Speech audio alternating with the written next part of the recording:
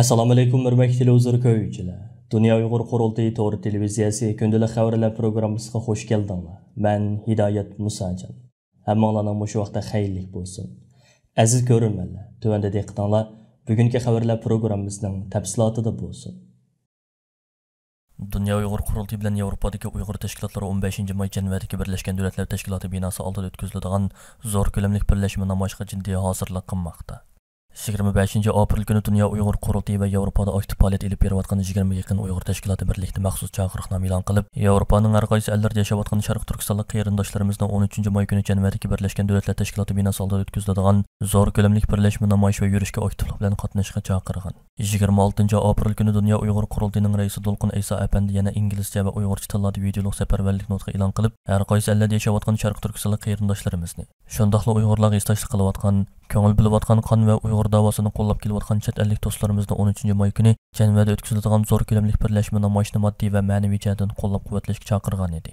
Bu munosabat bilan Dunyo Uyg'ur Qurultiyi tarafidan to'g'ri orqali boshlatilgan yordam to'plash kampaniyasi davom qilmoqda. Yevropaning har qaysi ellardan Jenevadagi namoyishga qatnashadigan qarindoshlarimiz uchun maxsus avtobuslar kiralindi. Bu qadimgi tarixiy ahamiyatga ega namoyishga qatnashishni orzu qilgan qarindoshlarimiz o'zlari to'shliq davlatlardagi Uyg'ur tashkilotlari bilan yoki Dunyo Uyg'ur Qurultiyi markaziy ishxonasi bilan bevosita aloqalashsa bo'ladi. Namoyishchilarimiz 5-oyning 13-kuni Jeneva vaqti atgan soat 9 da Jenevadagi Birlashgan Davlatlar Tashkiloti binosining oldidagi maydonda to'planadi. Soat 10da maydondan Birlashgan Davlatlar Tashkiloti kishilik huquq oliy kengashi binosiga qarab yurish qiladi va namoyish bu yerda Jeneva vaqti soat 13 ga qadar davom qiladi. Bu qitimga birlashma namoyishining asosli maqsadi Birlashgan Davlatlar Tashkiloti kishilik huquq oliy komissar Michel Bachelet xonimdan Birlashgan Davlatlar Tashkiloti kishilik huquq kengashining o'tgan yili hozirlab bo'lgan Uyg'ur kishilik huquq vaziyati haqidagi umumiy dokladini Xitoy va Sharq Turkistonni ziyorat qilishdan burun e'lon qilishni talab qilishdan iborat. Xabarlardan ma'lum bo'lishicha Dunyo Uyg'ur Qurultiyi boshchiligidagi Uyg'ur tashkilotlari 13-may Jenevada o'tkaziladigan birlashma namoyish haqida chaqiriqnoma e'lon qilgan. Dal 25 aprel kuni Birlashgan Davlatlar Tashkiloti kishilik huquq oliy komissari Michel Bachelet xonimning ishxonasidagi 5 nafar tekshiruvchi xodim Xitoyga oldin yurib ketgan. Angliyada chiqilgan muvaffaqiyat kesining 26 apreldagi xabarda aytilishicha, Birlashgan Davlatlar Tashkiloti kishilik huquq oliy kengashining 5 kishilik tekshirish o'maki shu kuni Guangzhou shahriga tushgan hamda yerlik qonun bo'yicha 2 haftalik karantinaga o'rlashtirilgan. Xitoy Tashqi ishlar ministrligining bayonotchisi Wang Wenbin bu vaqtda muxbirlarning savollariga javob berib, Birlashgan Davlatlar Tashkiloti tekshirish o'maki davlatimizga yetib keldi degan. Ammo Birlashgan Davlatlar Tashkiloti kishilik huquq oliy komissar Michel Bachelet xonimning Xitoy va Sharq Turkiston ziyoratini qachon boshlaydiganligi texnicha ma'lum emas. Ba'zi kuzatuvchilar uning ziyoratining 5-oyning oxirlarida boshlanadiganligini qiyos qilishmoqda. Uyg'ur kishilik huquq qurilishi bilan Oxis jamiyati O'rta Osiyo ishlar tadqiqot o'rni hamkorlashib hozirlab chiqqan Polat Sepil Xitoyning butun dunyodagi Uyg'urlarni bostirish harakati nomli doklad kuchlik inkas paydo qildi. Mazkur dokladda Xitoyning chet ellarda yashayotgan Uyg'urlarga ziyonkashlik qilganligiga oid sonliq ma'lumotlar berilgan bo'lib, 1997-yildan 2021-yilgacha Xitoyning 1500 dan ortiq Uyg'urni 28 davlatdan qaytarib elib ketganligi yoki maxfiy o'tkazib olganligi ko'rsatilgan.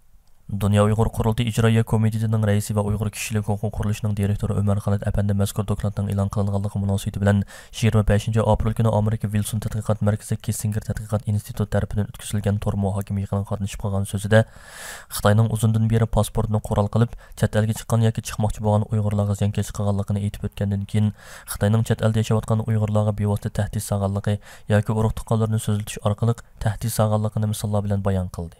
U mundaq dedi: O'tgan 5 yilda biz chet ellarda, hatto Amerikada Xitoyning parakandachiligi va tahdidlaridan qutulolmadik. Muajiratdagi har bir Uyg'ur, hatto demokratik ellarda yashayotgan Uyg'urlar Xitoyning bunday davlat xalqiga zulmiga uchrab keldi. Buningga qarshi harakat qo'llanadigan vaqt keldi. U so'zda yana Amerika Tashqi ishlar ministrligining chet eldagi Uyg'urlarga ziyonkashlik qilgan Xitoy amaldorlariga viza cheklamasini qo'yganligini, buning Xitoyning Polat Sepil siyosatiga berilgan tunji zarba ekanligini qayd qildi hamda Amerika Tashqi ishlar ministrligi bilan Adliya ministrligining davomli harakat qo'llanib, Xitoyning bu zo'ravonligini oyoqlashtirishini umid qiladiganligini bildirdi. Umar Xalat apandi mundaq dedi: Amerikada hozir 10 ming atrofida Uyg'ur bor. Ulardan faqat bir nechasi oila a'zolari va ulug' tuqqanlar uchun gap qilyotdi.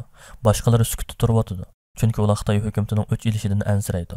Xitoy hukumati ehtimol ularning urug' tuqqanlaridan foydalanib, ularni jim yurishga majburlayotdi.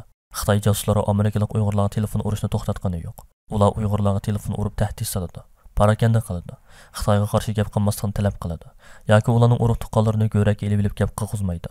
Xitoy hukumatining davlat otlab tahdid silishi tufaylidan hatto dunyoning har qaysi joylaridagi Uyg'ur faoliyatchilari erkin harakat qilolmaydi. Yaqında bu dokladning avtori Oxis jamiyati O'rta Osiyo ishlar tadqiqot o'rni va Wilson tadqiqot markazining xalqaro tadqiqotchi Berli Jardin mazkur dokladning muhim temasi va qisqacha mazmunini tunishtirdi. O sözde bu dokladın muhim temasının dövlət halqıgan bastırış ekanligini, dokladda berilgan ma'lumotlarning Xitoyning Sharq Turkistonning sirtida ilib borgan zo'ravonliqlarini hamda buning xalqarалық oroq ko'rinishini aks ettirganligini bayon qildi. Amerika Xalqaro diniy erkinlik komitetining muavin raisi, Xudsun institutining oliy tadqiqotchisi Nuri Turkel apandi bu yig'inda Xitoyning chet ellardagi Uyg'urlarni bostirishda nima qilib bo'lgunchi, terrorchi, radikal islomchi qalbqini kiydirishda chang turdiganligiga javob berdi hamda Amerikaning bu masalada Xitoy bilan o'xshamaydigan ko'z qarashda ekanligini bildirdi. Xitoyning Uyg'urlar qaratgan irqiy qirg'inchilik siyosatida kommunizm va natsizmning yo'liga ergashganligini bildirib mundaq dedi. Mening ta'kidlab kelayotganim bu faqat Amerika hukumatining deydigan masalasi bo'lmasligi kerak. Yevropadagi ittifoqdosh davlatlar, bo'lib natsizm, faşizm, hatto kommunizmni boshdan kechirgan Yevropa davlatlarining hukumatlari bu xil qabih siyosat va zo'ravonliklarni bilishi. Hech qanday siyosiyon, danglik korxonachi, danglik siyosiy yoki siyosatchilar bu masalaga bir ko'zni ichib, bir ko'zni yumolmasligi, balki uni kishilik huquq masalasi deb qarashi kerak. Nuri Turkel apandi Xudsun institutining oliy tadqiqotchisi bo'lib sifati bilan bu masalalarni mudoim muhokama qiladiganligini, shuning bilan birga amaliyotchil bo'lib, siyosatchilarga va qonun tuzuvchilarga ta'sir ko'rsatib, Xitoydagi irqiy qirg'inchilik yurgizayotgan bir davlatda o'z qilmishlarini normallashtirishiga yo'l qo'ymasligi kerakligini bildirdi.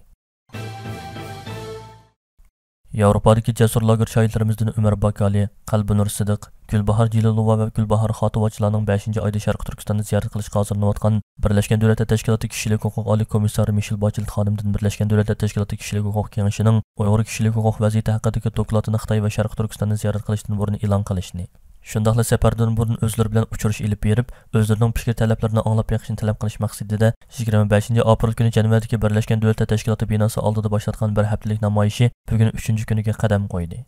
Bugun bu namoyishchilarimiz Istiqlol marshini aytgan holda ko'tarinki ruh bilan namoyish maydoniga yetib kelishdi.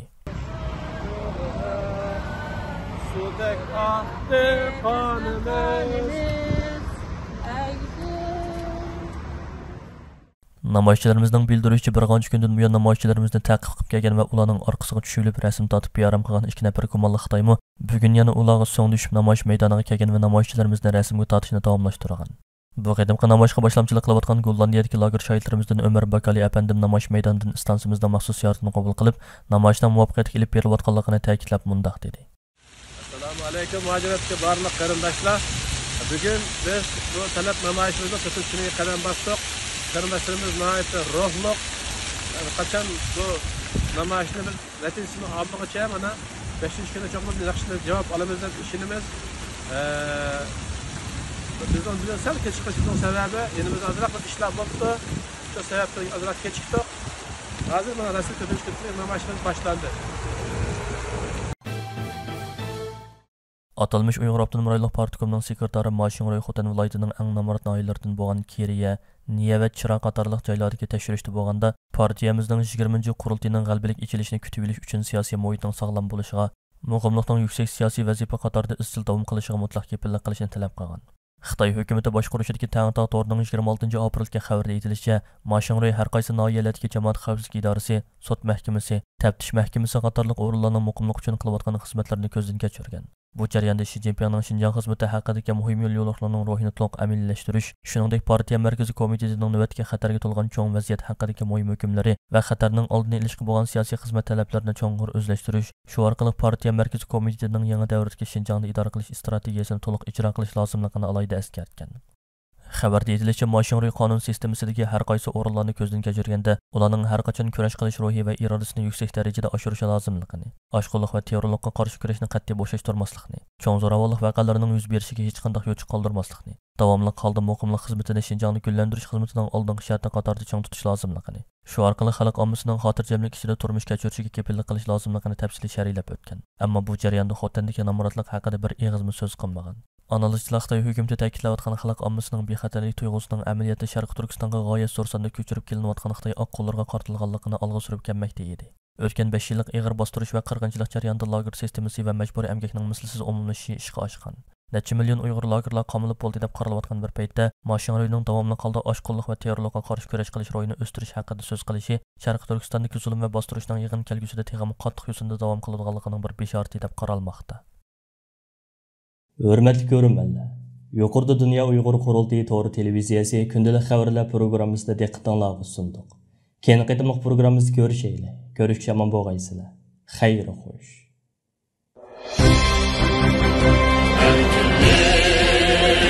Yolda sudek